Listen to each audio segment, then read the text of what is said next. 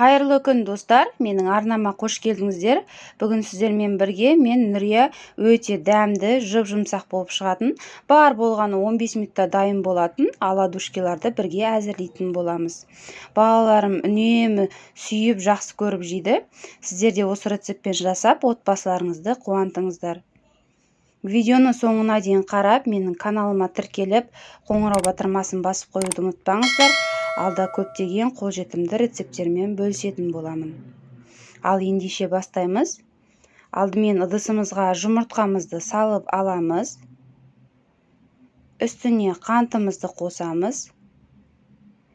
Шым-шым тұзымызды салып, венчиктің көмегімен жақсылап араластырып аламыз.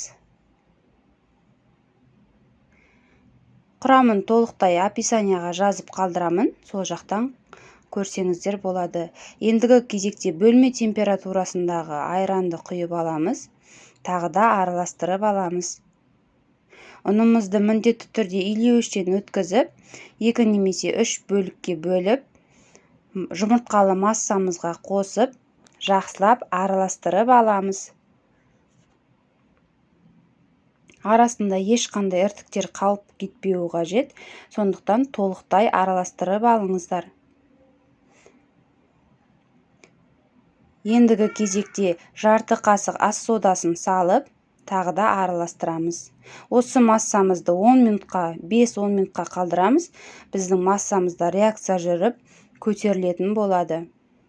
Табамызға сұйық май құйып, алдын ала қыздырып аламыз. Оладушкиларымызды осылай қасықтың көмегімен видеодағыдай салып, шетінен қуырып алатын боламыз. Оттың астын орташа отта пісіргендеріңіз дұрыс. Қатты отта сырты пісіп, арасы піспей қалуы мүмкін. Сондықтан баяу отта асықпай, шетінен екі бетін аудара отыра оладушкиларымызды қуырып аламыз. Өте оңай, қолжетімді заттардан жасалады.